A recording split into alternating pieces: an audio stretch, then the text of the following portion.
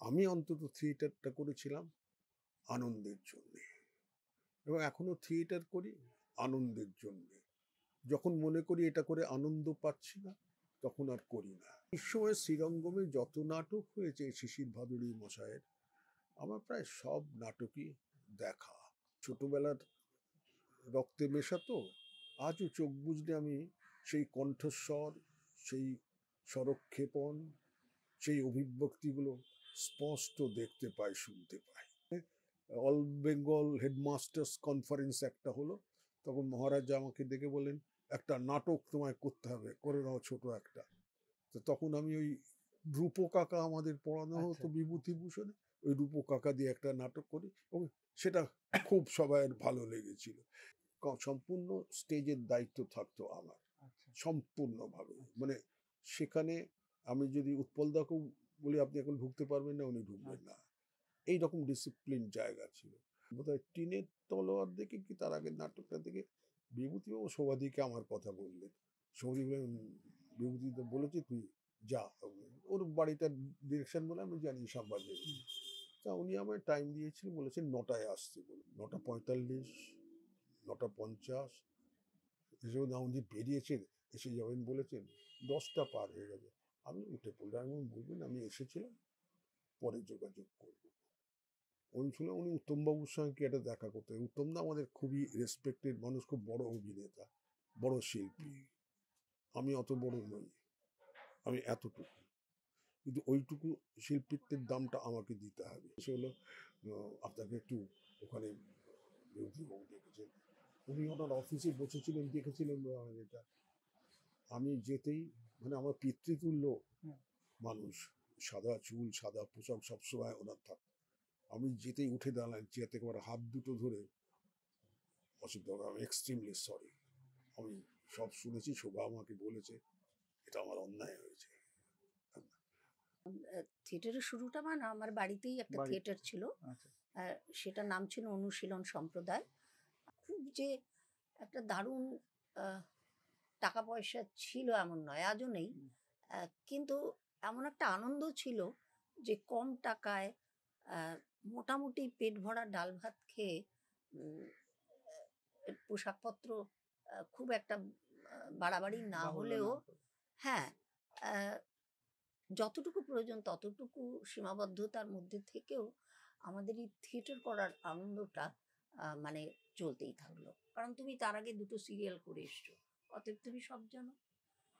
আবার মুশকিল হচ্ছে কিছু না জেনেই সে যখন আসছে, এসে আবার একটা অদ্ভুত টাকা ডিমান্ড করছে, কিন্তু তার নামে যে খুব একটা টিকিট বিক্রি হচ্ছে তা নয়, কিন্তু তাকে ওটা দিতে হবে, সে তো দুটো সিনেমা করে এসছে। তা জানি যে না, সেটা স্বীকার করতে ক্ষতি কি, একটা মানুষ কি সব জানবে? তাই সবার আগে দরকার তার নিজের অনবরত একটা শিশিক্ষ মন দরকার, একটা ধৈর্যের দরকার, এবং সে যদি মনে করে সে থিয়েটারের সঙ্গেই আজীবন গাঁটছড়া বাঁধবে, তাহলে যে ছেলেটির সঙ্গে সে সম্পর্কে আসছে তার উপর একটু আস্থা রাখা।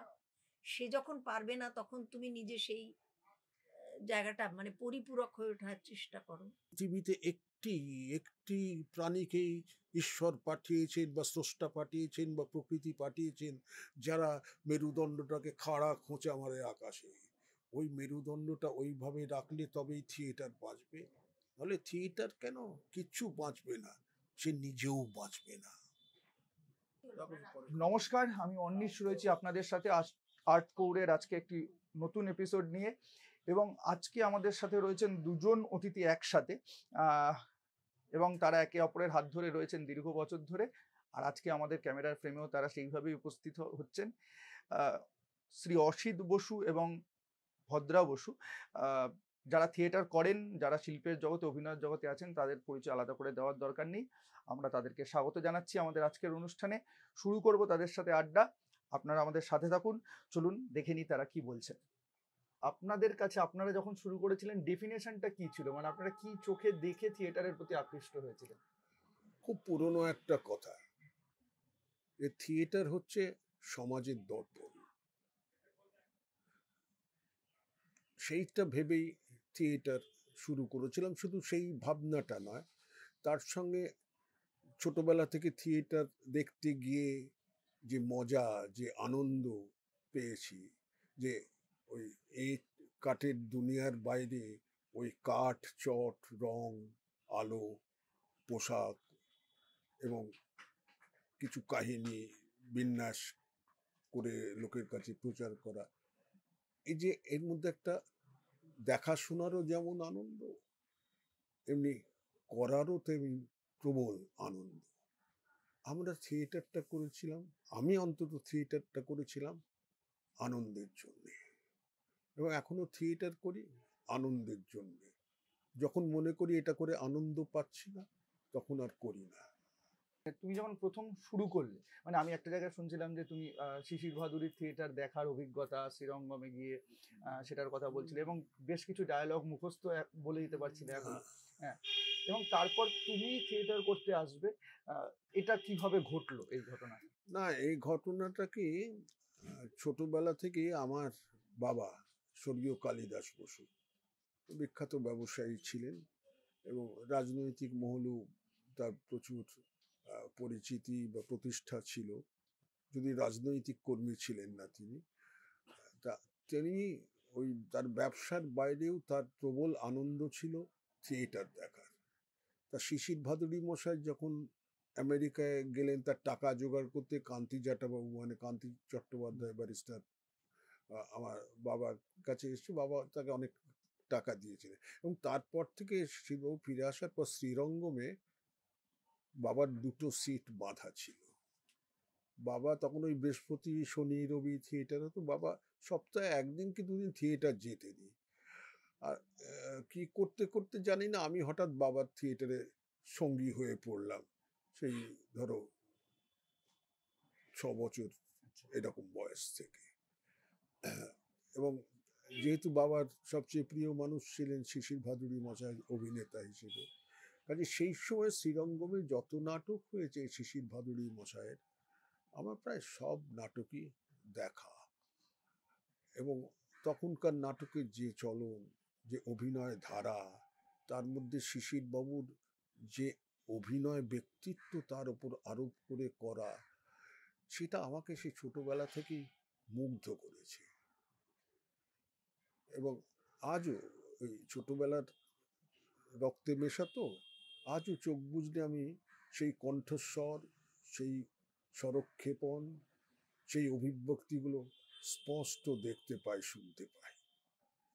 এইখান থেকে আমার, এবং তো বাড়িতে ফিরে এসে ভাই বোনদের সঙ্গে মিলে নিজেরা হয়তো তখন যেসব ওই আমাদের পড়ানো হতো, ওই রোহিতাস্য, হরিশ্চন্দ্র, রামায়ণ থেকে কিছু, এইসব একটা গল্প, কোনো টেক্সট নয়, ওই নিজেরাই গুছিয়ে গুছিয়ে ওরম ওই মা দিদিদের কাপড় টাপড় দিয়ে বেঁধে চৌকির ওপর স্টেজ করে আমরা করতাম। এই করতে করতে কখন থিয়েটারটা রক্তের মধ্যে ঢুকে গেছে। তারপর আমার মামার বাড়িতে, ওই রাজারহাট বিষ্ণুপুরের ঘোষপাড়া, ওরা ঘোষপাড়া জমিদার বাড়ি ওরা, হ্যাঁ, তা ওদের নানা উৎসবে আনন্দে থিয়েটার যাত্রা এসব করার চলন ছিল। আমার মামারা, তার জ্ঞাতিরা, সমস্ত পাড়ার সবাই মিলে। এবং তখনকার দিনে তো এখনকার লেখাপড়ার যেরকম স্ট্রিকচার, যে ওই পিঠে 2.5 মণি বস্তা বেঁধে সকাল 6টায় যেতে হবে, এসব ছিল না। তা ওই আমার দাদু দিদিমা আমি জন্মের আগেই মারা গেছেন, আমার মারও খুব অল্প বয়সে বিয়ে হয়েছিল। তা ওই ফাঁক পেলেই আমার মামারা আমাকে নিয়ে চলে যেতেন, ওইখানে থাকতাম। ওই পুরনো 8চালা বাড়ি, পুরনো বাড়ির স্যাঁতসেঁতে মধ্যে ওদের ওই সন্ধেবেলায় হ্যাঁচাক জ্বালিয়ে রিহার্সাল হতো, মাঝে মাঝে কেউ হচ্ছে হ্যাঁচাকটা পাম্প করে দিয়ে আবার উস্কে দিচ্ছে আলোটা, হ্যাঁ, এবার রিহার্সাল চলছে। আর আমার মামারা অনেকেই খুব, এখন বুঝতে পারি, খুব ভালো ইনটুইটিভ অ্যাক্টর ছিলেন। যেমন শচীন দাদুর মহিলা চরিত্রে অভিনয়, কিংবা শিশির মামার, সুধো মামার মহিলা চরিত্রে অভিনয় এখনো আমার চোখে কানে ভাসে। পরবর্তীকালে আমি যাত্রা করতেও পুরুষ অভিনেতাদের মহিলা সাজতে দেখেছি, তাদের চেয়ে কোনো অংশে কম নয়। আমার অনেক মামাও খুব ভালো ভালো চরিত্রে অভিনয় করেছেন। তখনকার যেসব নাটক, তখনকার ওই অ্যামেচারি ভাষায় বলা হতো বোর্ডে কাটা বই, আচ্ছা মানে বোর্ডে পার্মানেন্ট থিয়েটারে যে সেইগুলো নিয়ে এসে তারা করতেন, যেরকম সিরাজউদ্দৌলা, শাহজাহান, বঙ্গবর্গী, এইরকম সব। তারপর যাত্রাও করতেন। এই এই এই এই যে মিশতে মিশতে কোথায় থিয়েটারটা আস্তে আস্তে আমার রক্তের মধ্যে জড়িয়ে গেছে, রক্তের মধ্যে জড়িয়ে গেছে। এবং স্বভাবতই স্কুলেও থিয়েটার করেছি। আমি রামকৃষ্ণ মিশন বিদ্যাপীঠ দেওঘরের ছাত্র, পরবর্তীকালে পুরুলিয়ার ফার্স্ট ব্যাচ হিসেবে আমি আসি। সেখানেও আমাদের নাটকের চর্চা ছিল। স্বামী হিরণময়ানন্দজি যখন সেক্রেটারি মহারাজ হয়ে এলেন, অসম্ভব পণ্ডিত ব্যক্তি এবং রসিক ব্যক্তি, এবং ওই রকম রবীন্দ্র পারঙ্গম সন্ন্যাসী আমি আর কাউকে দেখেছি বলে মনে হয় না। তার রুচি বোধের লেভেলটাই আলাদা ছিল। ওর আর কি, আজকাল যাকে বলে কি বলো তোমরা, আগ্রহে আমাদের ওখানে নেওয়া। আমাদের যিনি ফিজিক্যাল ট্রেনিং এর টিচার ছিলেন সুশীল ঘোষ মশাই, বাঁকুড়ার সোনামুখীর ছেলে। মঞ্জুদে তারই জ্ঞাতি ভাই হতেন। উনি আমাদের থিয়েটার করাতেন। দেওঘর, পুরুলিয়া, তখন থেকেই থিয়েটার করছি। 50s এর শেষের দিকে আমাদের ওখানে অল বেঙ্গল হেডমাস্টার্স কনফারেন্স একটা হলো। তখন মহারাজ আমাকে ডেকে বললেন, একটা নাটক তোমায় করতে হবে, করে নাও ছোট একটা। তো তখন আমি ওই রূপো কাকা আমাদের পড়ানো হতো বিভূতিভূষণে, ওই রূপো কাকা দিয়ে একটা নাটক করি, এবং সেটা খুব সবাইয়ের ভালো লেগেছিল। এইভাবে থিয়েটারের অভ্যেসের মধ্যে চলে এলাম। তারপর যখন স্কুল ছেড়ে কলেজে আসছি, কলেজে এসে স্কটিশ চার্চ কলেজ, তা আমাদের বন্ধু বান্ধবদের একটা থিয়েটার গ্রুপ কাছেই ছিল। ভাস্কর ভট্টাচার্য আজ আর নেই, সে চলে গেছে। তার কাকাও ছিলেন, ছোট কাকাও ছিলেন শিশির ভাদুরী মশাইয়ের ছাত্র, শ্রদ্ধানন্দ ভট্টাচার্য, চতুর্মুখ দল যার প্রতিষ্ঠা করা, খুব ভালো অ্যাক্টর ছিলেন। ওর কাছে কাজ শিখেছি। করতে করতে তারপর আস্তে আস্তে বয়স বাড়ছে, রাজনীতি বুঝছি, তাতে যে সেই সময় উৎপল দত্ত আমাদের একটা মস্ত বড় আকর্ষণ হয়ে ওঠে। উৎপল দত্তের থিয়েটার, তার সমাজ রাজনৈতিক যে অনুভব এবং তার যে প্রকাশ থিয়েটারে, সে স্ট্রিট থিয়েটার হোক, তখনকার দিনে স্ট্রিট থিয়েটার আমরা বলতাম, পোস্টার নাটক বলতাম, সেই শব্দটা এখন উঠেই গেছে। হ্যাঁ, এবং তখন এক একটার পর ওনার নাটক হচ্ছে। মিনার্ভা থিয়েটার নিলেন, তিতাস একটি নদীর নাম ইত্যাদি, একের পর এক দেখছি, আর সেই সব অভিনেতাদের দিকে মুগ্ধ হচ্ছে। তা স্কুলে শৈবাল মিত্র তখনকার দিনে খুব বড় ছাত্র নেতা, মানে ওই বুদ্ধদেব ভট্টাচার্যদের সমসাময়িক, 1 বছর সিনিয়র, 2 বছর সিনিয়র। আমার তখন আমাদের ওল্ড কোর্স আর নিউ কোর্স ছিল, কারণ আমরা হায়ার সেকেন্ডারি করে এসেছি, ওরা ম্যাট্রিকুলেশন করে এসছে, এক ব্যাচই আমরা। আমি যদিও বিজ্ঞানের ছাত্র, শৈবাল বাংলার ছাত্র, কিন্তু আমাদের খুব বন্ধুত্ব ছিল।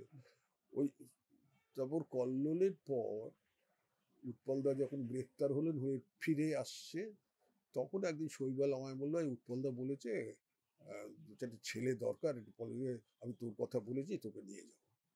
তা নিয়ে গেলে উৎপলদার কাছে একদিন মিনাভাতে, সেদিন ওই অজেয় ভিয়েতনাম নাটক ছিল।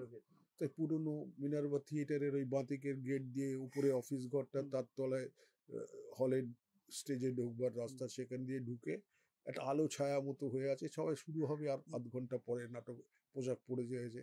এই উৎপলদা ভেতরে দাঁড়িয়ে কার সঙ্গে কিছু ইনস্ট্রাকশন দিচ্ছিলেন বা বোঝাচ্ছিলেন।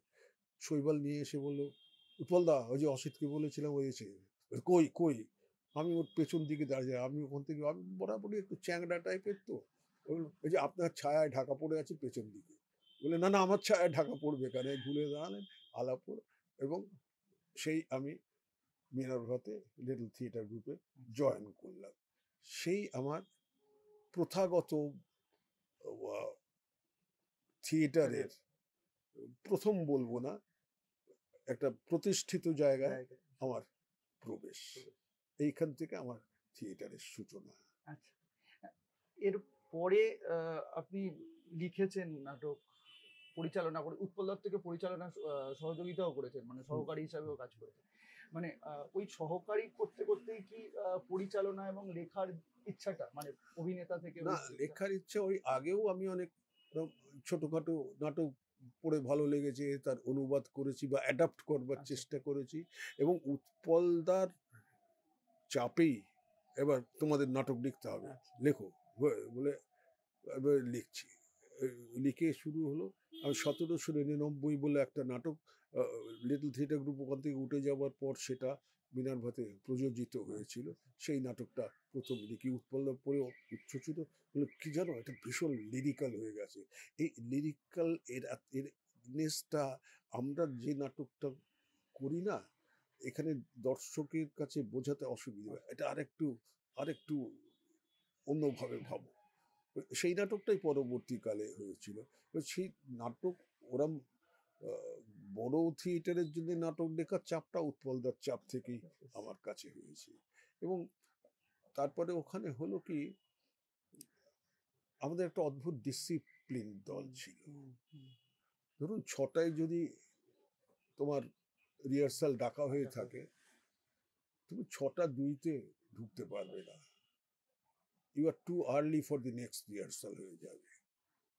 এবং আমাদের রিহার্সাল কিরাম হতো, ওই স্টেজের নাটক যখন মিনার্ভার নাটক যখন তৈরি হতো, 10-12 দিন ধরে আমাদের, কি 15 দিন ধরে, ওই সকাল থেকে রাত সন্ধ্যে 6টা থেকে রিহার্সাল শুরু হতো, পরদিন সকাল 6টা-7টা পর্যন্ত কন্টিনিউ আছে। এরই মধ্যে সেটের কাজ হচ্ছে, স্টেজের কাজ হচ্ছে, আস্তে আস্তে করে এলিমেন্টস এসে যোগ হচ্ছে। আর এর মধ্যে হলো কি, আমাদের যে কস্টিউম ডিপার্টমেন্ট ছিল, যে দেখতো, তারা অনেকে বিদ্রোহ করে আর কাজ করবেন ঠিক করে, মানে টাকা কড়ির দাবিতে আর কি।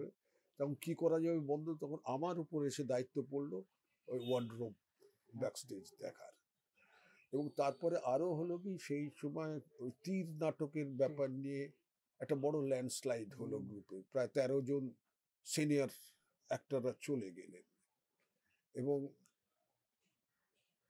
ওই আমাদের ঘাড়ে বর্দি, উৎপলদা তখন জেলে, আমাদের ঘাড়ে আমরাই করে, যে তখন তো ওই গণনাট্য সংঘ প্রায় ডিফাংড হয়ে যাচ্ছে, পার্টি দুভাগ হতে যাচ্ছে 64 সালে। হ্যাঁ, সেই সময় থেকে গণনাট্য সংঘ কাজকর্ম প্রায় গুটিয়ে এনেছিল। উৎপলদা, জোছনদা, শান্তনু ঘোষ,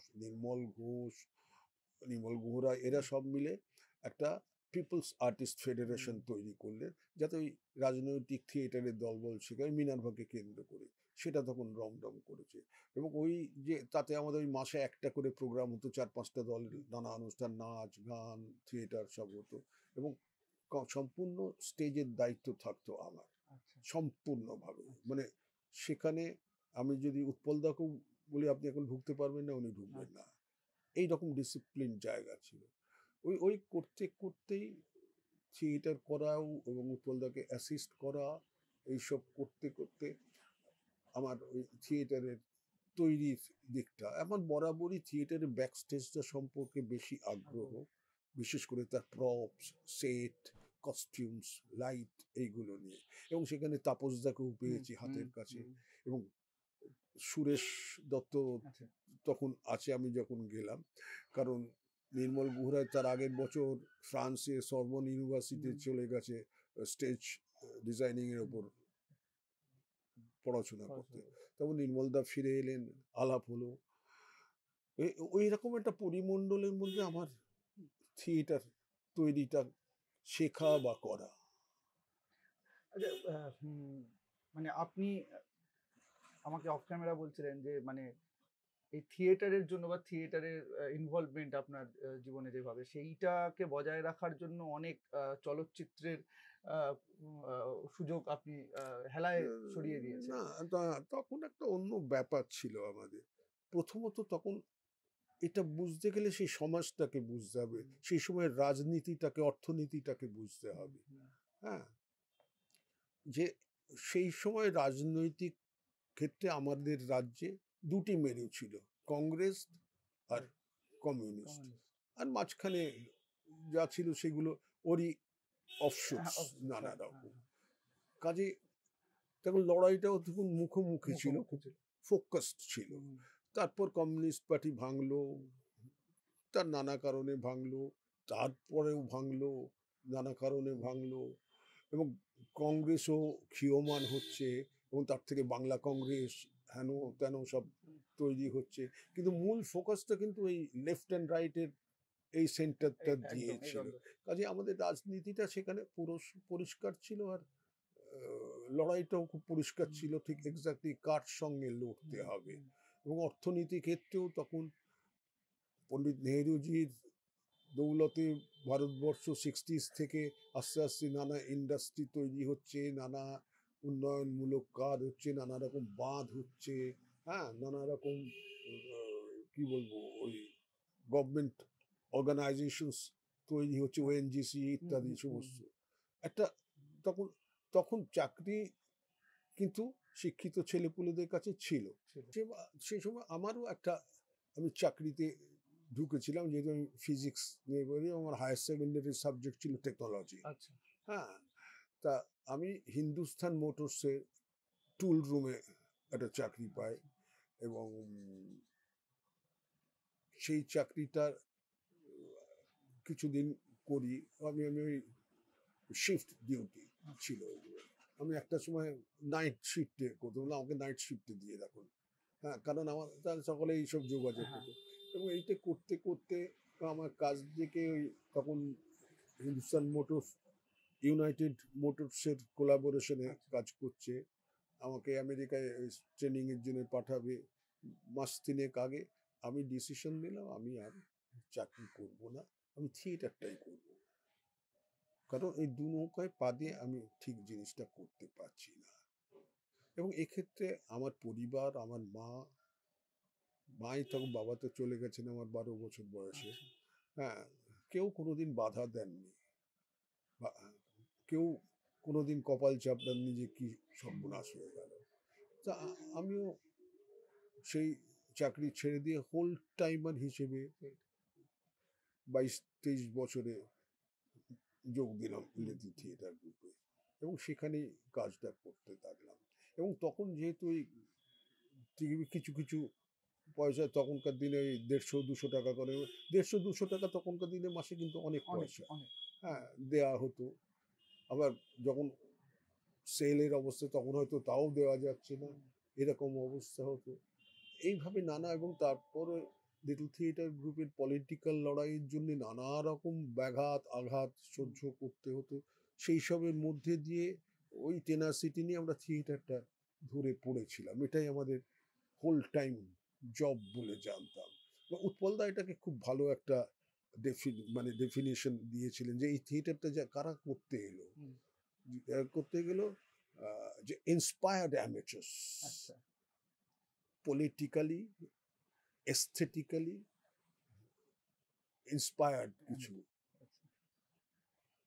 অ্যামেচাররা। সেই ইন্সপায়ার্ড অ্যামেচাররাও আজ আর নেই, যার জন্য তখন ওই রকম প্রোডাকশন করা সম্ভব হতো, ওই ডিসিপ্লিন মেনটেন করা সম্ভব হতো। কারণ তখন অর্থনৈতিক পরিবেশটাই অমন ছিল, যে তখন দেখবেন যে থিয়েটার চর্চা, পার্মানেন্ট স্টেজ বা আপনাদের গ্রুপ থিয়েটার বলুন, এদের মধ্যে প্রায় 70% ব্যাংকের কর্মচারী ছিলেন, রেলওয়ের কর্মচারী ছিলেন, সরকারি কর্মচারীরা ছিলেন, কারণ তারা একটা লিজার টাইম বার করতে পারতেন ওখান থেকে। এখন কিন্তু যা অবস্থা হচ্ছে আমাদের রাজ্যের বলুন, দেশের বলুন, যেখানে 15টা পার্মানেন্ট স্টাফ থাকার কথা, সেখানে একটা পার্মানেন্ট স্টাফ আছে, ব্যাংকের ক্ষেত্রেও প্রায় তাই। কাজে ওয়ার্কলোড অনেক বেড়ে যাচ্ছে, তারা আর সেখান থেকে বেরিয়ে আসতে পারছেন না, এবং চাকরিও আর প্রায় নেই, শূন্য হয়ে এসছে, এবং আর 2-5 বছরের মধ্যে চাকরি আর থাকবেও না আর্টিফিশিয়াল ইন্টেলিজেন্স ডেভেলপ করবে। তখনকার রাজনৈতিক কারণে আমাদের থিয়েটারটা অনেক বাধা বিঘ্নর মধ্যে যাচ্ছে, এবং শুধু থিয়েটার করে তখন তো আর বেঁচে থাকা যায় না এদেশে, কারণ থিয়েটারের ওপর গভর্নমেন্টের আজকাল যেরকম একটা কি স্যালারি গ্র্যান্ড ফ্যান্ড বলে কি একটা হয়েছে, তখন সেসব কিছুই ছিল না।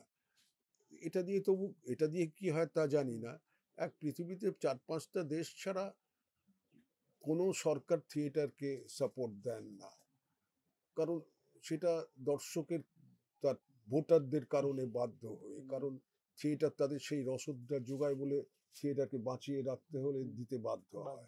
তা আমাদের দেশে সেই সব বালায় কিছু নেই। তা যাই হোক, এরই মধ্যে দিয়ে চলছি, নানা রকম কাজ করছি। উৎপলদার সঙ্গে যাত্রার অ্যাসিস্ট করতে ঢুকলাম, যাত্রার তারপর উৎপলদার সঙ্গে আমার ব্যক্তিগত নানা কারণে উৎপলদাকে ছেড়ে আমায় যেতে হলো। হ্যাঁ, কিন্তু ওই ফিজিক্যালি ছেড়ে যাওয়া, কিন্তু অন্তর থেকে তো ছেড়ে যাওয়া হয় না, এইটা হয়।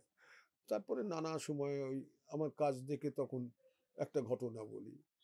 আপনারা বিভূতি লাহার নাম শুনেছেন, অগ্রগামী তখনকার লিডিং ক্যামেরাম্যানও ছিলেন। তো এই বোধহয় টিনের তলোয়ার দেখে কি তার আগের নাটকটা দেখে বিভূতিবাবু শোভাদিকে আমার কথা বললেন। শোভাদি বললেন, বিভূতি তো বলেছি তুই যা, ওর বাড়িটার ডিরেকশন বলে আমি জানি শাহবাজের। তা উনি আমায় টাইম দিয়েছিলেন, বলেছেন 9টায় আসতে বলে। তো আমাদের অভ্যেস অনুযায়ী আমি 9টা বাজতে 5-এ গেছি, গিয়ে বসে আছি 9:45, 9:50 এসেও না, উনি বেরিয়েছেন, এসে যাবেন বলেছেন, 10টা পার হয়ে গেছে। আমি উঠে পড়লাম, আমি বলবেন আমি এসেছিলাম, পরে যোগাযোগ করব বলে চলে যাই, আর যোগাযোগ করে দিই। তার পরের দিন শোভাদি আমায় বলছেন, তুই গিয়ে চলে এসেছিস কেন? বিভূতিটা ফোন করেছে তোকে যাওয়া। আমি যাবো না আর। উৎপল কেন যাবে না কেন? না যাবো না এই জন্যে, উনি শুনলাম উনি উত্তমবাবুর সঙ্গে একটা দেখা করতে। উত্তম দা আমাদের খুবই রেসপেক্টেড মানুষ, খুব বড় অভিনেতা, বড় শিল্পী। আমি অত বড় নই, আমি এতটুকু, কিন্তু ওইটুকু শিল্পীত্বের দামটা আমাকে দিতে হবে। উনি তো আমায় বলেই যেতে পারতেন যে 1 ঘন্টা পরে আসছে বলে ঘুরে। এইটুকু সম্মান যেখানে শিল্পী, থিয়েটারের শিল্পী নেই, আমি কাজ করব না। কাজটা করলাম না। সেই বইটা ছিল ছদ্মবেশী। আমাকে যে রোলটাকে তখন বিভূতিবাবু সেকেন্ড অ্যাসিস্ট্যান্ট, আমারই এক পুরনো বন্ধু মল্লিক, হরেন মল্লিক, মল্লিক বাড়ি, তুই খেলি না অমুক তমুক। তা শুভেন্দু দা আমাকে একদিন ধরে, খুব শুভেন্দু দা এদের সঙ্গে আমাদের খুব বন্ধুত্ব হচ্ছে, গালাগাল, তোর বেশি, তোদের এই জানবি কি হয়েছে, এরম হয়েছে যে না বলছিলাম ওই রোলটা আমি করছি এখন। হ্যাঁ, এরকম ঠিক আছে করো, আমার তো তাদের দুঃখ নেই।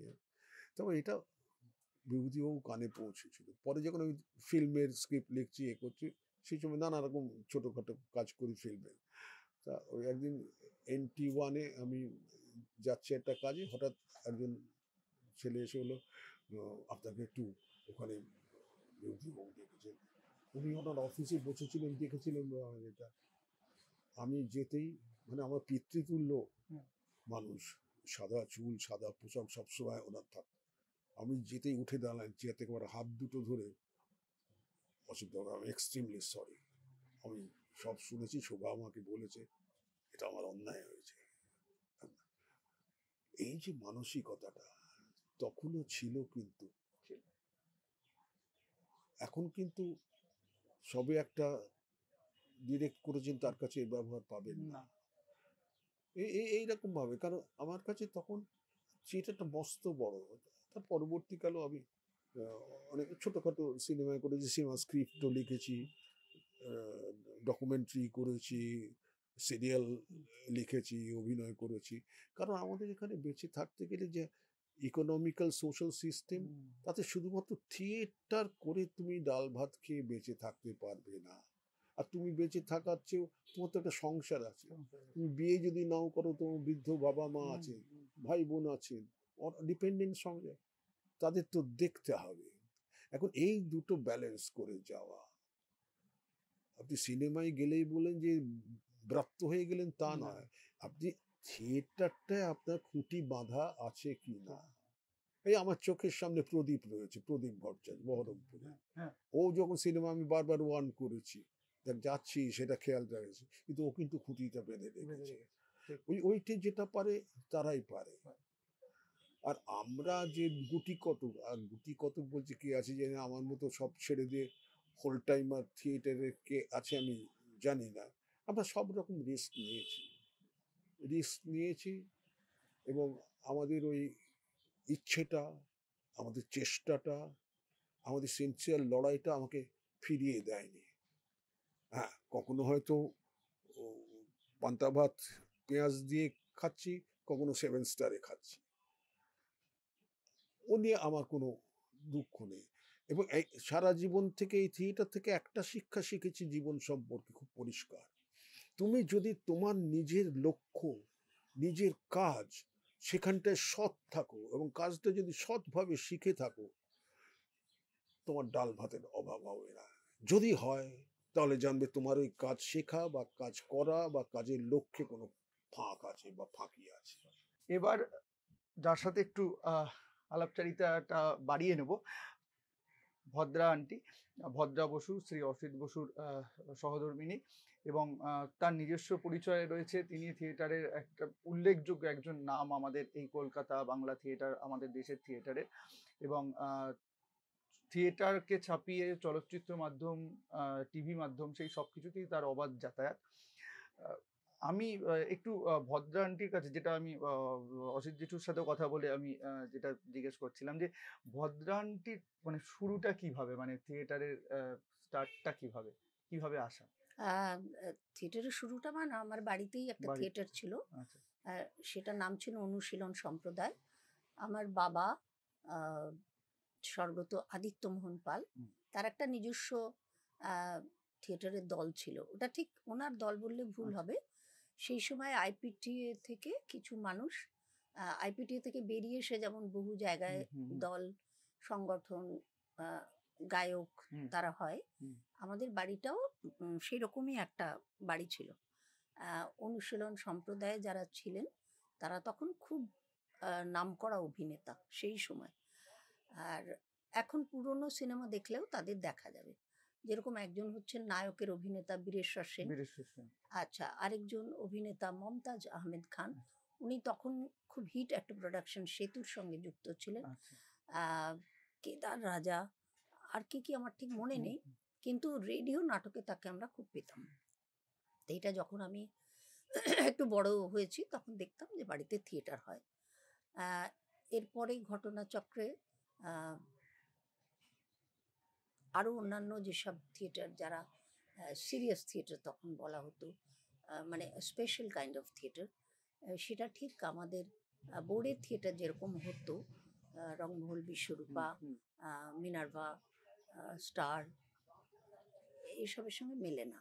মেনে না, এবং আমার বাবারা অভিনয় করতেন বেশিরভাগ বিশ্বরূপা আর ওদিকে নিউ এম্পায়ার। নিউ এম্পায়ার, আচ্ছা, তা এইটা আমার দেখতে খুব ভাল লাগতো, কিন্তু আমার যে একটা ভীষণ আগ্রহ ছিল এমন নয়, আবার অনাগ্রহও ছিল না। কেননা ওটা একটা বেশ নেশার মতো।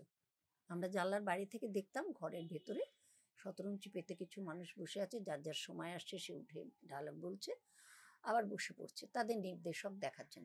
নির্দেশনা বেশিরভাগ সময় করতেন মমতাজ আহমেদ, আচ্ছা, আর আমার বাবাও কখনো কখনো করতেন। মমতাজ না থাকলে তার পেশাগত কি বলবো কোনো কাজ থাকলে তিনি যদি উপস্থিত না হতেন তখন আমার বাবা দেখাতেন। এইবার আমাকে তখনই ডাকা হতো যখন আমাকে প্রয়োজন পড়তো।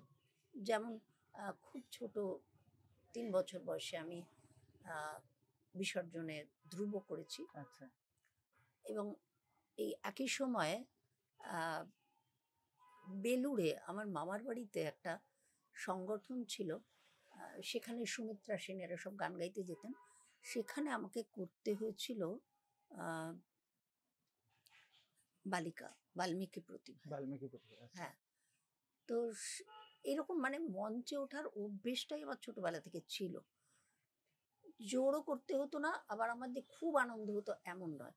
কিন্তু ধীরে ধীরে ওটা কি হলো, একটা অভ্যেস, এবং তার সঙ্গে যেই মানুষ একটু ভালো বলতে শুরু করে বা আবার ভবিষ্যতে আমাকে নামতে হতে পারে পারে। এরকম একটা আমি কানে শুনতে পাই, তখন কোথাও একটা ভিতরে ভিতরে এটার প্রতি একটা আকর্ষণ অনুভব করতে পারি। কোনো একটা চরিত্র কাউকে দেখানো হচ্ছে, সে অত পারছে না, আমি ভাবছি সে আমাকে একবার বললে হয়, আমি উঠে করে দেবো। কিন্তু আমাদের খুব কড়া ডিসিপ্লিন, তোমাকে যতক্ষণ না নির্দেশক বলছে হুম, তুমি উঠবে না না, বা বলবেও না, কোনো কথাই বলবে না, হুম, চুপ করে হুম, থাকবে। তো আমাদের ইন্টারেস্টটা ওইখান থেকে হলো যে আনন্দ এত বেশি ছিল এই কাজটার মধ্যে যে ওই আনন্দের আকর্ষণেই অনেকটা আমাকে থিয়েটারে এনে ফেললো। আর আরেকটা কি বলি, আকর্ষণটা কেন, এটা যখন রিহার্সালটা শুরু হতো তখন সব জামার মাপ নেওয়া হচ্ছে বা বাড়ি থেকে যার যা জামা আছে এনে পরিয়ে দেখা হচ্ছে, মেকআপ করে, যেরকম এখন সিনেমায় লুক সেট হয় সেরকম মেকআপ করিয়ে তাকে দেখা হচ্ছে। একদিন আমরা যে মঞ্চে করব সেখানে যাওয়া হচ্ছে, সেখানে নানা রকম আলো জ্বলছে, সেই আলোর সঙ্গে সঙ্গে আমাদের অভিনয় করতে হচ্ছে। আলো নিভে গেলে আবার ওই তোমার ড্রপটা বা ট্রাভেলারটা আসছে যাচ্ছে, এগুলো এক ধরনের না কিরম সেই কি বলবো মায়াদ্বীপের মতো, মানে খুবই খুবই আকর্ষণীয় হয়ে উঠলো একটা সময় আমার কাছে। এবং আমাদের একটা বাড়ির অভ্যেস ছিল, কখনো কোথাও কেউ সমস্যায় পড়েছে আমার বাবা সেখানে নেমে যেতেন, বা অন্য কোনো দলের কোনো মেয়ের সমস্যা হচ্ছে সেখানে আমাকে পাঠিয়ে দিতেন। এরকম আবার আমার বাড়িতে একটা সবপিছির আসর ছিল, আচ্ছা, সেইখানে গান, জেনারেল নলেজ, আবৃত্তি, নাচ, এইসবের আলাদা আলাদা ট্রেনিং ক্লাসের মতো হতো। এবং সেখানে যারা আসতো তারা খুব খুব নাম করা লোক, এখন বুঝতে পারি ওরে বাবা এরা আসতো। এবং একটা সোশিও পলিটিক্যাল কি নামটা ছিল ক্লাসটা আমার আর যার মনে নেই, সেখানে আসতেন মুকুর সর্বাধিকারী। আচ্ছা, উনি উনি হচ্ছেন বেরি সর্বাধিকারীর ভাই, আর মানে ক্রিকেটার বেরি সর্বাধিকারী। আর উনি নিজে আমাদের খুব বুঝতে না পারার মতো করে এই সোশিও পলিটিক্যাল ব্যাপারটা আমাদের মাথায় কিরম ঢুকিয়ে দিতেন। আমরা খুব অ্যাওয়্যার ছিলাম ওই ছোট্টবেলা থেকে যে আমাদের শহরে কি ঘটছে, কোন কথাটাতে আমাদের প্রতিবাদ করা উচিত, কোনটাতে আমাদের সমর্থন করা উচিত, এই জিনিসগুলো খুব ছোটবেলা থেকে আমাদের অজান্তে মনে গেঁথে গিয়েছিল। তো এখন বুঝতে পারি সেটা পরবর্তীকালে যখন আমাকে ভাগবন্দি নাটকে অভিনয় করতে হয়েছে মোহিত চট্টোপাধ্যায়, সেটা থিয়েটার ফ্রন্ট বলে একটা দলে সুব্রত নন্দী ডিরেক্টর ছিলেন, আমি করেছিলাম। আমি যে খুব ভালো করতে পেরেছিলাম এমন নয়, কিন্তু ওই জায়গাটাতে জুটে যেতে পেরে আমার খুব আনন্দ হয়েছিল। এবং পরবর্তীকালে তো অসিতবাবুর থিয়েটারে আমার যোগদান এবং বিবাহ। সুতরাং আমার আনন্দের কাজটা যে কবে পেশা হয়ে গেল বুঝতে পারিনি। খুব যে একটা দারুণ টাকা পয়সা ছিল এমন নয়, আজও নেই, কিন্তু এমন একটা আনন্দ ছিল যে কম টাকায় মোটামুটি পেট ভরা ডাল ভাত খেয়ে পোশাকপত্র খুব একটা বাড়াবাড়ি না হলেও, হ্যাঁ, যতটুকু প্রয়োজন ততটুকু সীমাবদ্ধতার মধ্যে থেকেও আমাদের এই থিয়েটার করার আনন্দটা মানে চলতেই থাকলো। এটা খুব জানতে ইচ্ছা করে, সেটা হচ্ছে যে অসিত বাবুর মতো একজন, মানে উনি বলছিলেন যে একজন থিয়েটার হোল টাইমার, তার সাথে ঘর বাঁধা এবং সেইটাকে এত বছর ধরে সাকসেসফুলি চালিয়ে নিয়ে যাওয়া, এই যে এটা কি একটা লড়াই মনে হয় কি, নাকি আদৌ কোনো লড়াই নয়, এটা আনন্দ? এখন তো লড়াই মনে হয় না, লড়াই তো একটা নিশ্চয়ই ছিল, কারণ মাস মাইনে পাবার তো কোনো জায়গা নেই। যার ফলে হয়েছিল কি, যখন আমার বিয়ে হলো তখন থেকেই ছোট ছোট কাজ, যে কাজগুলোতে এইটুকুনি পয়সা পাওয়া যায়, আমি কিন্তু না বলতাম না। মানে 30 টাকার কাজও করেছি, 300 টাকার কাজও করেছি। কেউ হয়তো গাড়ি ভাড়া দিয়েছে, এই কাজটা আপনি কি করবেন, আমরা কিন্তু গাড়ি ভাড়ার বেশি কিছু দিতে পারবো না, হ্যাঁ সেটাই করেছি। তার কারণ ওই কাজটা যদি আমি ভালো করতে পারি, তার সঙ্গে আমার কতগুলো অন্য কাজের রাস্তা খুলে যাবে বা তৈরি হবে, ওই আর কি। তো যেমন আমি রেডিও জিঙ্গলস করেছি, আমি তখন অনেক ওই নানা রকম বিভিন্ন কোম্পানির রেডিওতে বিজ্ঞাপন হতো, যেমন এভারেস্ট অ্যাসবেস্টস, এভারিডি ব্যাটারি, তার সঙ্গে ছোট ছোট না নাটক হতো। তো সেই ছোট নাটকের মধ্যে কখনো কখনো আমাদের ডাক পড়তো, ফোন করে বলতো যে ভদ্রা তুমি কি ফাঁকা আছো, তাহলে চলে এসো, আমাদের একটা কাজ করতে হবে। সেটাতে আজকের যুগে মানে হাস্যকর একটা টাকা, কিন্তু আমি জানি ওই গাড়ি ভাড়াটা বাদ দিয়েও ওই পয়সাটা আমার কাছে খুব জরুরি। যার ফলে লাক্সারিটা কি আমরা এখন একটু হয়তো ভদ্রভাবে আছি, কিন্তু তখন ওটা বুঝিও নি আর করিও নি। তো এই এই চলাটা মানে থিয়েটারে যেটা প্রয়োজন, যেটা আমাদের কাছে লাক্সারি হতো, থিয়েটারে একটা জামা যদি ২,০০০ টাকা দিয়ে তৈরি করতে হয়, সেটা আমাদের কাছে ভীষণ ইম্পর্টেন্ট। কিন্তু আমরা হয়তো একটা খুব সাধারণ আহ, কাপড় বা ওনার পাঞ্জাবি, আহ, আমার মনে হয় পুজোতে আমরা অনেক কিছু পেয়ে থাকি, তো সেইগুলোতেই এত আমার মনে হতো পর্যাপ্ত যে আমরা ওই পোশাক টোশাকের দিকে দেখিনি। হয়তো বাড়ি ভাড়াটা জোগাড় করতে হবে। তবে একটা সময় তো অসিতবাবু শুধু থিয়েটার থেকে চলছে না বলে যাত্রায় গেলেন, এবং আমিও বিভিন্ন রকমের কাজ যেগুলো আমাকে দিয়ে হয় থিয়েটারে, সেরকম কাজ মানে ব্যাকগ্রাউন্ডে গান থেকে শুরু করে পোশাক পরিকল্পনা অন্য দলের জন্য সেটাও করেছি। তারাও খুব সামান্য হলেও তাদের সাধ্যমতো আমাদের দিয়েছে। তো এটার ফলে কি হয়েছে, এখন মনে হয় ওগুলো লড়াই ছিল, কিন্তু তখন খুব খুশি মনে করেছি। আর এই কাজটা আমাদের কাছে এত আনন্দের ছিল যে এটাকে কখনো আমার মনে হয়নি যে একটা ভীষণ কষ্টকর কিছু করছি, কষ্টসাধ্য একটা ব্যাপার করছি। তবে যেটা না বললেই নয়, সেটা হচ্ছে আমার পেছনে বা আমাদের পেছনে আমার শাশুড়ি মাতা, আমার মা, এদের একটা প্রচ্ছন্ন সাপোর্ট ছিল যে হ্যাঁ তুমি করো, তুমি করো, ভালো করে করো, যেটা করছো ভালোভাবে করো, আধাআধি করো না। যার ফলে আমি কোনোদিন চাকরি করিনি। আমি একটা বেশ ভালো দুটো চাকরি পেয়েছিলাম সেই সময়, যেমন হচ্ছে সেন্ট্রাল হোটেল বম্বে। সেন্ট্রাল হোটেলে আমি ওটাকে কি বলে, লিয়াজো অফিসের ঠিক না, ফ্রন্ট অফিসে যারা বসে, ওই কাজটা আমার মানে পেয়েছিলাম। কিন্তু আমার মনে হলো তাহলে একেবারে শহর থেকে বাইরে বিচ্ছিন্ন হয়ে যাব।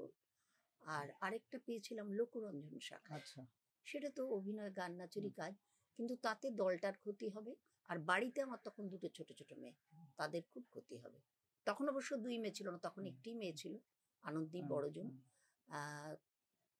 এবং আমাকে যেটা বলা হয়েছিল যে আপনি যদি করেন, you are top of the list, আপনি একদম 1 নম্বরে আছেন, কিন্তু আপনাকে প্রথমে 2 বছর কাজ করতে হবে শিলিগুড়িতে, তারপরে আপনি কলকাতায় ট্রান্সফার হয়তো পেলেও পেতে পারেন, না হলে সরকার আপনাকে যেখানে দেবে আপনাকে সেখানেই যেতে হবে। তখন আমার মনে হলো যে অসিতবাবু বাইরে, আমার বাড়িটাও একটু নড়ে যাবে, কারণ উনি ফিরে এসে কাউকেই দেখতে পাবেন না, আমাকে বা আমার মেয়েকে, আর আমাদের থিয়েটারের দলটাও বন্ধ হয়ে যাবে। আমাদের বহুবার এমন হয়েছে যে একটা থিয়েটারের দল করতে করতে আর পয়সা নেই, আর পারা যাচ্ছে না, দলটা বন্ধ হয়ে গেল। 6 মাস বাদে আবার একটা রেজিস্ট্রেশন হলো, না করতে হবে, এই তো টাকা পাওয়া গেছে। মানে এখন মনে হয় ভীষণ হাস্যকর ছিল, ভীষণ খ্যাপামি ছিল, কিন্তু সততা ছিল, বিষয়টার মধ্যে খুব সততা ছিল, এই আর কি। তাই জন্যে বোধহয় আমরা এগোতে পেরেছি। তারপরে যখন আপনাদের দুই কন্যা দামিনী এবং আনন্দিদি বল, ওরা দুজন যখন এই একই জগতে আসার কথা, মানে কাজের দিক থেকে, প্রফেশন যদি বলি এটাকে, এই জায়গায় আসার কথাই তারা, সেটা কি তাদের নিজেদের ডিসিশন ছিল না আপনাদের দিক থেকে একটা, নাকি পরিবেশটাই তাদেরকে এই দিকে নিয়ে এসেছিল? না, আসলে বিষয়টা হচ্ছে যে ওদেরও একই রকম, গল্পটা প্রায় আমার মতো, কারণ বাড়িতে একটা থিয়েটার হচ্ছে। আমার যখনই কোনো ছোট ছেলের প্রয়োজন হয়, বা ওদের নিয়েই তো আমি একটা নাটক করেছিলাম ক্ষীরের পুতুল বলে। আনন্দিদি গান গাইতে পারতো, ও সূত্রধরটা করতো, আর দামিনী মাধুরের পাঠটা করেছিল। আর এরম করতে করতে ওদেরও একটা ভালোবাসা তৈরি হয়ে গিয়েছিল থিয়েটারের জন্য। এরপরে ওদের যেটা শুরু হলো, স্কুল কলেজেও ওদের প্রয়োজনে ডাক পড়তো গান বা অভিনয়ের জন্য, আর আমরাও না বলতাম না। এবার স্কুল শেষ হওয়ার পর যখন কলেজে ঢুকলো, তখন কলেজ এবং একই সঙ্গে বিভিন্ন দলে অভিনয় করার আমন্ত্রণ আসতে লাগলো। ওরা সেটা করলো, অ্যাভেল করলো, এবং করে বোধহয় আনন্দও পেলো, মজাও পেলো। আমরা কোনো জোরও করিনি, আবার করবে না এমনও বলিনি। যেটা আসছে সহজভাবে, ওদের যেটা মনে হচ্ছে ওরা সেটা করছে। ওরা মানে আমার মনে হয় না ওদেরকেও অভিনয় করতে ডেকেছে, ওরা ফিরিয়ে দিয়েছে এরকম। খুব যদি পরীক্ষা, পড়াশোনা ইত্যাদি না থাকে। ওরাও এটাকে ভালোবেসেই করেছিল, গ্রহণ করেছিল আর কি। যেটা খুব মনে হয় এই মুহূর্তে দাঁড়িয়ে আমরা যে পরিবেশ পরিস্থিতির মধ্যে আপনারা দুজনেই থিয়েটারটা যেরকম একসাথে করেছেন তার সাথে একটা রাজনৈতিক চেতনা সবসময় জড়িত ছিল এবং সমাজ চেতনা, রাজনৈতিকের থেকেও বেশি আমার মতে কথাটা আমার বলতে ইচ্ছা করে সমাজ চেতনা, যেটা প্রথমেই যেটু বললেন যে থিয়েটার মানে সমাজ দর্পণ, খুব সহজ কথায়। এই পরিস্থিতিতে দাঁড়িয়ে মানে এখন আমরা যেভাবে যে পরিবেশের মধ্যে আছি, বেঁচে আছি, দেশ রাজ্য তার বাইরেও গোটা পৃথিবীতে, আহ, কতটা গুরুত্বপূর্ণ মনে হয় যে থিয়েটারটা শুধুমাত্র একটা আর্ট ফর্ম থাকবে না, তার সাথে একটা সমাজের চেতনা জড়িত থাকবে, রাজনৈতিক চেতনা জড়িত থাকবে, এটা কতটা মনে হয়? এবং তার সাথে একটা ছোট্ট করে জুড়ে দেবো একটা প্রশ্ন, যে সেটা কি আজকালকার জেনারেশনে আপনি যাদের নিয়ে কাজ করেন তাদের মধ্যে কি কতটা পান নাকি পান না? থিয়েটার নিশ্চিতভাবে একটা আর্ট ফর্ম, হুম, কারণ এটা নন্দন তত্ত্বের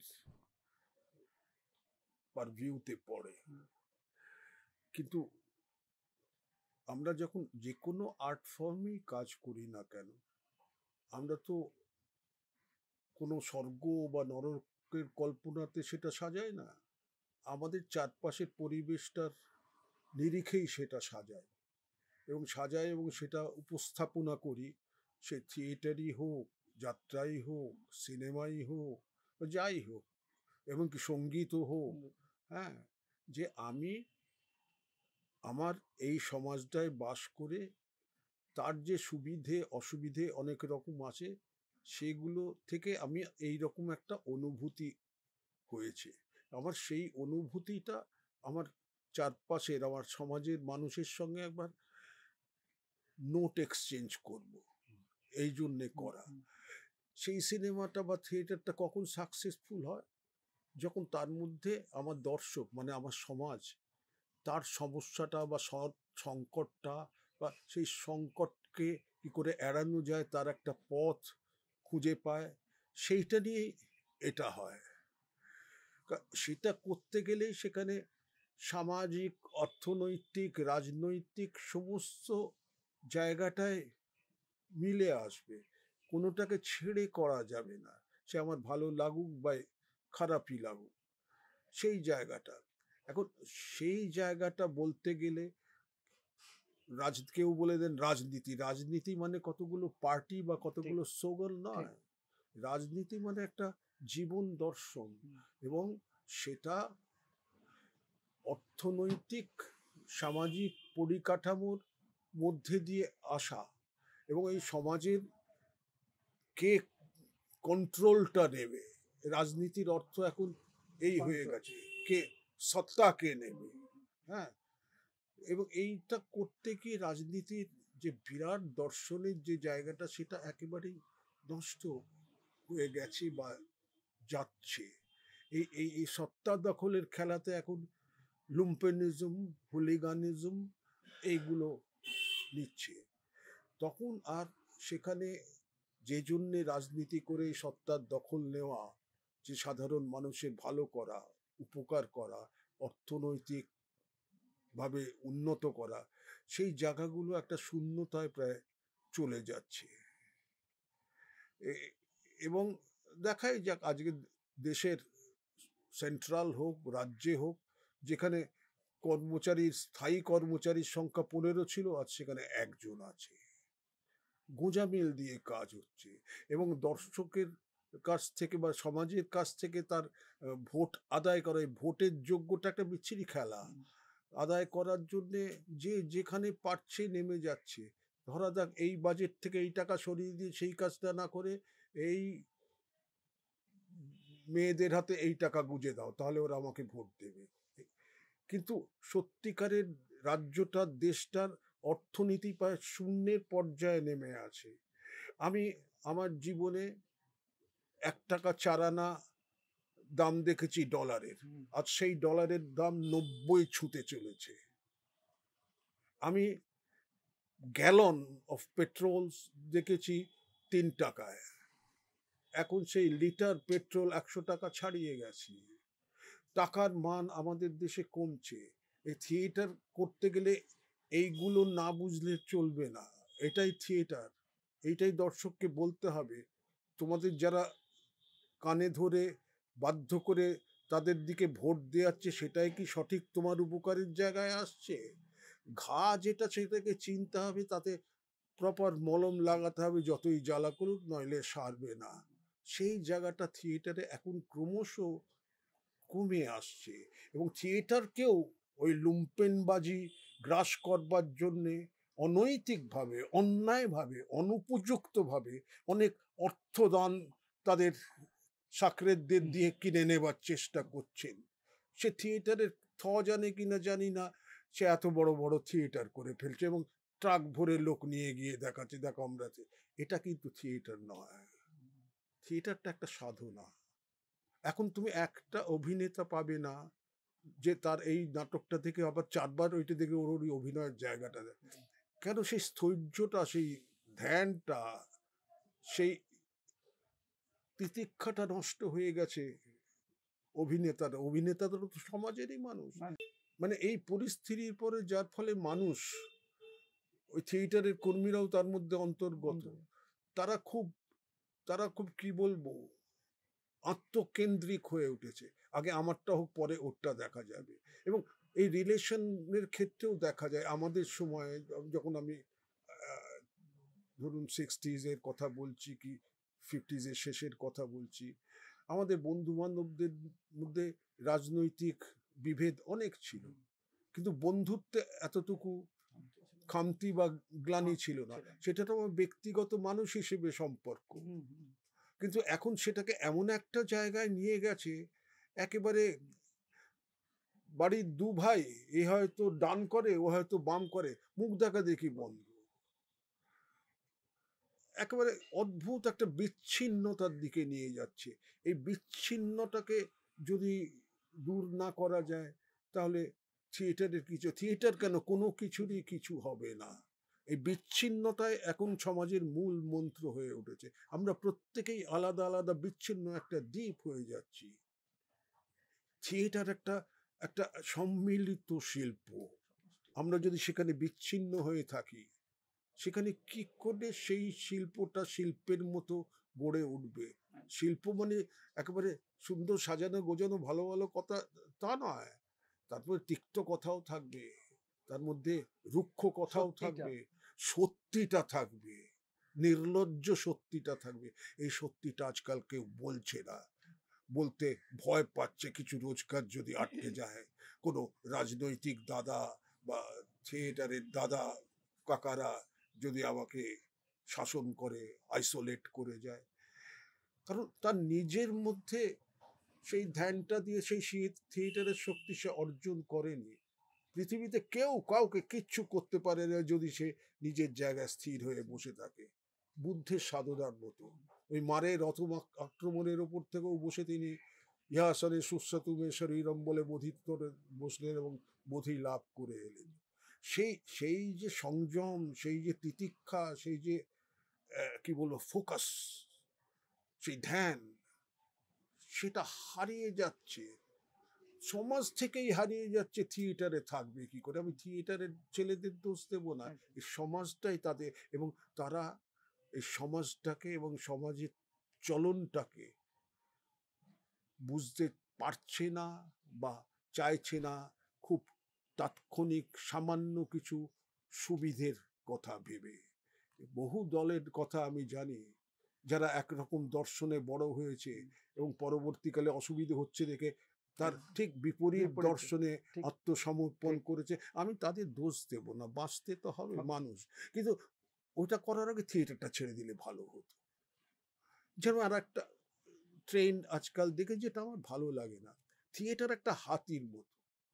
কেউ অন্ধরা আমরা এসেছি, কেউ পাটা দিয়ে বলছে থিয়েটারটা থামের মতো, কেউ সুটটা নিয়ে দড়ির মতো, কেউ দাঁতটা নিয়ে হচ্ছে ডান্ডার মতো। এই থিয়েটার সবটাই আজকাল দেখবে, এই সমাজ মাধ্যমে নানা রকম দেখতে পায়, এই প্রসেনিয়াম থিয়েটার, এটা একেবারে চুলোয় সব কিছু নয়, এই ধ্বংস হয়ে যাক সময়। আবার এই স্ট্রিট থিয়েটারটাই আমাদের যা, আরে আহাম্মক সব থিয়েটার, তাই থিয়েটার। থিয়েটার মানে হচ্ছে কিছু কথা, কিছু ধ্যান, কিছু ধারণা আমার পড়শির সঙ্গে শেয়ার করব।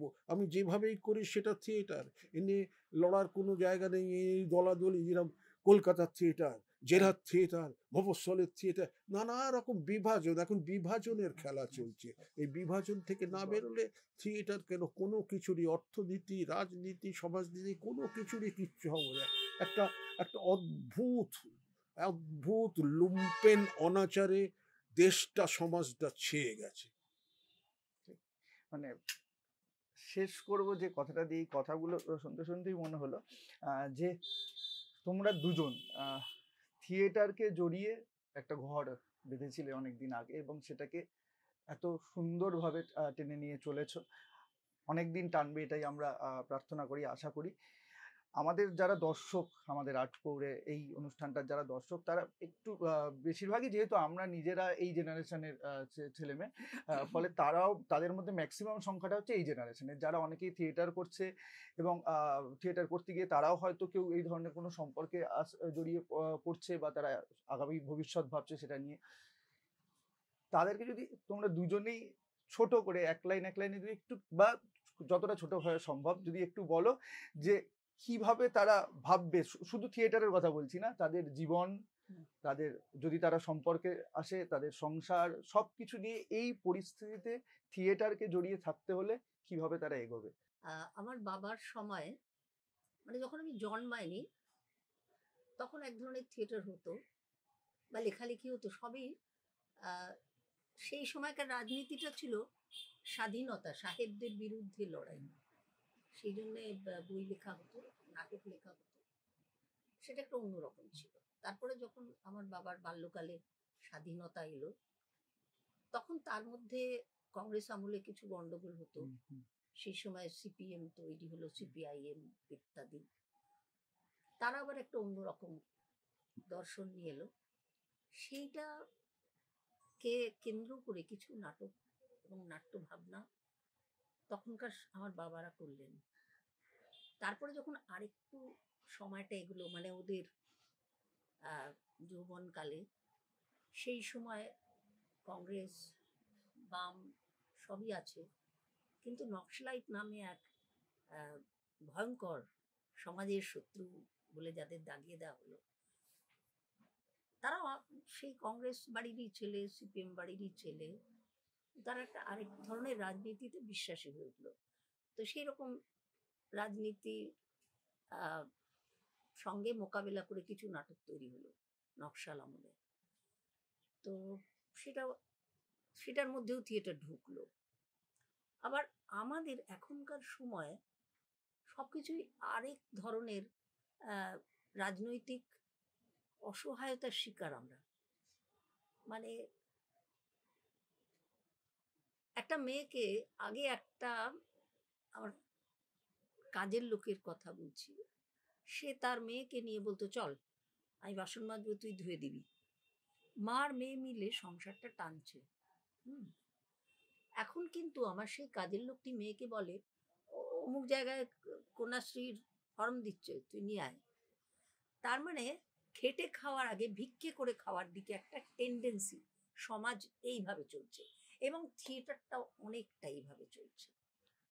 প্রত্যেকে ভাবছে তার গ্রান্ট, তার হল পাওয়া, সে কতটা টাকা থিয়েটার থেকে আর্ন করবে।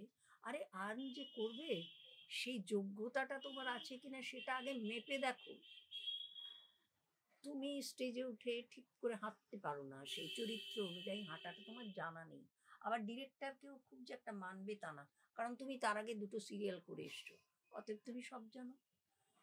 আবার মুশকিল হচ্ছে, কিছু না জেনেই সে যখন আসছে, এসে আবার একটা অদ্ভুত টাকা ডিমান্ড করছে, কিন্তু তার নামে যে খুব একটা টিকিট বিক্রি হচ্ছে তা নয়, কিন্তু তাকে ওটা দিতে হবে, সে তো দুটো সিনেমা করে এসছে। উচ্চারণ ভালো নেই, স্বাস্থ্য ভালো নেই, তারপরে সবসময় ফোন দেখে দেখে ক্লান্ত। এটা আমাদেরই প্রোডাক্ট এরা। হ্যাঁ, আমরাই এইদিকে সমাজটাকে ঠেলে নিয়ে গেছি। অত থিয়েটারে সেটার একটা প্রতিফলন ঘটতে বাধ্য। আমার ছোটবেলায় মনে আছে আমরা যখন আমাদের মামার বাড়িতে যেতাম, একটা পুজোর সময় হয়তো ৩০ জন এসে গেল বাড়িতে। হ্যাঁ? এবার কে কোথায় শোবো তার ঠিক নেই। কেউ ওপরে শুচ্ছে, কেউ নিচে শুচ্ছে। আমাদের আমি বলছি আজ থেকে ১০ বছর আগের থিয়েটারও এরকম ছিল যে আমার এই ঘরটায়, নিচের ঘরটায় খাটের উপর মাটিতে চেয়ারে বসে অলস করে রাত্রে এসে ছেলেরা মেয়েরা সব ঝিমোচ্ছে, একটু ঘুমিয়ে নিচ্ছে। কারণ যতক্ষণ না ফার্স্ট বাস বা ফার্স্ট ট্রেনটা আসবে সে যেতে পারবে না। এই যে একটা বন্ডিং তৈরি হচ্ছিল বা ছিল, বা আমার দেখতাও বেশ একটা সুন্দর ছিল।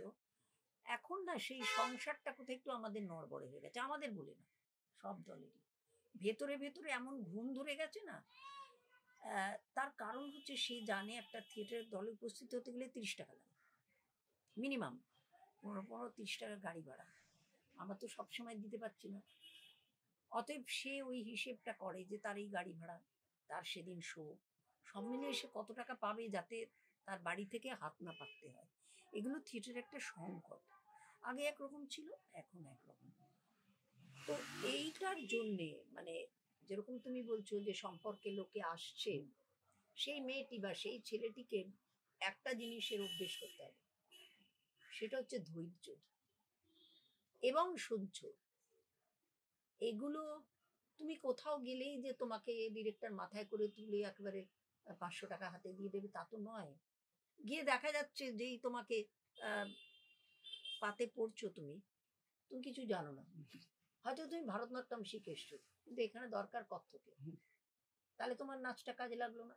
এবার ওদের কথা শুনতে হবে, না ওই দলটা ভালো না, ছেড়ে দিয়ে চলে এলাম। তাহলে না তোমার শেখা হলো, না তোমার ধৈর্যটা মানে কি বলবো, এক্ষেত্রে সে যদি ধৈর্য ধরে ওই দলটায় থাকতো, হয়তো তার মতো করে একটা জায়গা সে তৈরি করতে পারতো। তা না, সবাই ভীষণ চট জলদি সাকসেসের দিকে দৌড়চ্ছে। তো সাকসেসের কোনো মেডিসিন নেই, এটা আমি বারবারই বলি। আমার কাছে এলাম মানেই যে আমি তোমাকে একেবারে হাত ধরে সিনেমায় বা টেলিভিশনে ঢুকিয়ে দেবো তা না। তুমি তোমার নিজের যোগ্যতায় জায়গাটা খুঁজে পাবে। তুমি যদি একটু ধৈর্য ধরো, তুমি যদি আয়নায় মুখটা দেখো যে আমি কি কি পারি আর কি কি পারি না, যে হ্যাঁ আমি নাচতে পারি কিন্তু আমি গানটা পারি না, কিংবা আমি মেকআপটা করতে পারি কিন্তু আমি কস্টিউমটা বুঝি না, যে যেটা বোঝে তার কাছে একটু নত হও, শেখবার চেষ্টা করো, কিছুদিন ধরে অভ্যেস করো। যে আমার তো রোজই মনে হয় আমি কালকে না ওই জিনিসটা ওই থিয়েটারটার থেকে শিখলাম, পরশু না ওই জিনিসটা ওই মেয়েটার থেকে শিখলাম। আমি কিছুদিন আগে একটা শো করে গেছি, সেই মেয়েটি দক্ষিণী কায়দায় শাড়ি পরেছে, আমি সত্যি ওটা জানি না, কিন্তু সমস্ত জিনিসটা আমার এত ভালো লাগলো। আমি তোমরা কি করে পড়লে বললো, খুব সোজা জেঠিমা, আপনি দেখুন আমি এক্ষুনি দেখিয়ে দিচ্ছি। ও মা, এটা তো আমি জানতাম না। তা জানি যে না, সেটা স্বীকার করতে ক্ষতি কি, একটা মানুষ কি সব জানবে? তাই সবার আগে দরকার তার নিজের আহ, অনবরত একটা শিশিক্ষ মন দরকার, একটা ধৈর্যের দরকার। এবং সে যদি মনে করে সে থিয়েটারের সঙ্গেই আজীবন গাঁটছড়া বাঁধবে, তাহলে যে ছেলেটির সঙ্গে সে সম্পর্কে আসছে তার উপর একটু আস্থা রাখা। সে যখন পারবে না তখন তুমি নিজে সেই জায়গাটা মানে পরিপূরক হয়ে ওঠার চেষ্টা করো, বা তার উপরে একটু ভরসা রাখো যে একদিনে তো হবে না। তুমি তো মার পেট থেকে পড়েই ২০ বছরের মেয়েটি বা ছেলেটি হন। অতএব দুজনকে ধৈর্য ধরে একে অপরের ভালো লাগা ভালোবাসাটাকে বাঁচিয়ে রাখার জন্যে যা যা করা দরকার সেগুলো করতে থাকো, তাহলে সবটাই বাঁচবে, সম্পর্কও বাঁচবে, থিয়েটারও বাঁচবে। আর যে প্রশ্নটা করছিলে যে এই প্রজন্মের ছেলে মেয়েদের কি বলবো, থিয়েটারটাকে কি করে তাদের বাঁচিয়ে রাখতে হবে। থিয়েটারটাকে বাঁচিয়ে রাখতে হলে তাদের সনিষ্ঠভাবে থিয়েটারটাকে বুকে আঁকড়ে বসে থাকতে হবে এবং থিয়েটারটাকে শিখতে হবে। থিয়েটার মানে শুধু অভিনয় নয়, থিয়েটার মানে আরো অনেক কিছু, ঐক্যবদ্ধতা, পারস্পরিক সহনশীলতা, এবং এছাড়াও যেগুলো আছে উচ্চারণ, স্বরক্ষেপণ, আঙ্গিক অভিনয়ের যেসব আছে এক্সপ্রেশনস, এইসব যে সমস্ত জায়গাগুলো আছে সেগুলোতে একটু একটু করে নিয়মিত চর্চায় রাখা। আমাদের এখানে কেউ চর্চা করে না, যে জন্য আমাদের এখানে শিল্পী নেই। আমাদের অনেক পারফর্মার আছে। আমাকে শিল্পীকে মদন তাঁতি হতে হবে, গামছা সে বুনবে না খেতে না পেল, তবেই সে শিল্পী। এরম দু চারটে থাকলেই থিয়েটার বেঁচে থাকবে। তাই আজও এই ভয়ঙ্কর নরকের মধ্যেও কিছু কিছু থিয়েটারের মানুষরা বেঁচে আছেন, বেঁচে থাকেন মাথা উঁচু করে। পৃথিবীতে একটি একটি প্রাণীকেই ঈশ্বর পাঠিয়েছেন বা স্রষ্টা পাঠিয়েছেন বা প্রকৃতি পাঠিয়েছেন যারা মেরুদণ্ডটাকে খাড়া খোঁচা মারে আকাশে। ওই মেরুদণ্ডটা ওইভাবে রাখলে তবেই থিয়েটার বাঁচবে। তাহলে থিয়েটার কেন, কিচ্ছু বাঁচবে না, সে নিজেও বাঁচবে না। আমরা আজকে আটপৌরের এই এপিসোডে এমন দুজন মানুষকে একসাথে পেলাম, তাদের সাথে কথা বললাম, যে দুজন মানুষ আজ থেকে বেশ কিছু বছর আগে যখন আমাদের পারিপার্শ্বিক, আমাদের সমাজ, আমাদের মূল্যবোধ, পার্সোনাল ব্যক্তিগত মূল্যবোধের জায়গাগুলো, স্বভাব চেতনা সবকিছু একটু একটু অন্যরকম ছিল হয়তো, সেই সময় তারা শুধু থিয়েটারকে ভালোবেসে, শুধু থিয়েটারকে আঁকড়ে ধরে তারা জীবনে এগোবার স্বপ্ন দেখেছিলেন। এবং সেই স্বপ্নটা আমরা আজকে এসে দাঁড়িয়ে এতগুলো বছর পরে এসে বলতে পারি, আমরা যেটুকু তাদেরকে দেখছি, যে তারা অনেকটাই সেই স্বপ্নকে ধরতে পেরেছেন, সফলভাবে ধরতে পেরেছেন। তার রহস্যটা কি, এইভাবে সব মানে শুধুমাত্র মানে আমাদের এই যেটা অসিত জেঠু বললেন, যে আমাদের মতো দেশে, পৃথিবীর এই কিছু কয়েকটা সামান্য দেশ বাদ দিলে আমাদের মতো দেশগুলোতে, আমাদের মতো রাজ্যে, আমাদের মতো অঞ্চলে শুধু থিয়েটার করে বেঁচে থাকাটা কতটা কষ্টকর বা প্রায় অসম্ভব। সেই প্রায় অসম্ভব কাজটাই তাদের মতো করে এই দুজন মানুষ একসাথে হাতে হাত ধরে করে দেখিয়েছেন এতগুলো বছর ধরে। এবং আমরা আশা করি আগামী আরো অনেক অনেক বছর তারা সেটা করে দেখাবেন। তার এই করে দেখানোর পেছনে রহস্যটা কি, কি কর্মপদ্ধতি, কি কি করলে এইটা করতে পারা যায়, যেটার স্বপ্ন আমরা হয়তো এই জেনারেশনেও কয়েকজন দেখি, সেই রহস্যটাই জানার চেষ্টা করলাম, কিছুটা ধরার চেষ্টা করলাম। জানি না কতটা ধরতে পারলাম, তবে একটা দিশা, একটা পথের খোঁজ নিশ্চয়ই পেলাম। এবং তাই জন্যই আমাদের প্রজন্মের তরফ থেকে, আগামী প্রজন্মের তরফ থেকে, যারা থিয়েটার করেন, যারা শিল্পের জগতে আছেন বা নেই, বা যারা থিয়েটারের জগতে নেই, প্রত্যেকের তরফ থেকে এই দুজন মানুষকে অসংখ্য ধন্যবাদ। আটপৌরের তরফ থেকে ধন্যবাদ, যে এরকম একটা দুরূহ রাস্তার সন্ধান কিছুটা হলেও অন্তত যেন আমরা পেলাম। আমরা জানি না কতটা বুঝতে পেরেছি আমরা, বা আপনারা কতটা পেরেছেন, কিন্তু আমরা সেটা পেলাম। আজকে আমাদের আটপৌরের এই এপিসোড, আমরা যেটা বলে থাকি যে আমরা নেই রোজকার 10টা 5টার দৌড়ে, আমরা আটপৌরে। আমি অন্নিশ আপনাদের সাথে ছিলাম। আমাদের সাথে ছিলেন আজকে অসিত বসু এবং তার সহধর্মিণী ভদ্রা বসু, দুজনেই তাদের জগতে, তাদের কাজে সক্রিয় প্রতিভায় উজ্জ্বল। তাদেরকে ধন্যবাদ জানিয়ে, প্রণাম জানিয়ে আজকে আমাদের এই এপিসোড এখানেই শেষ করলাম। নমস্কার।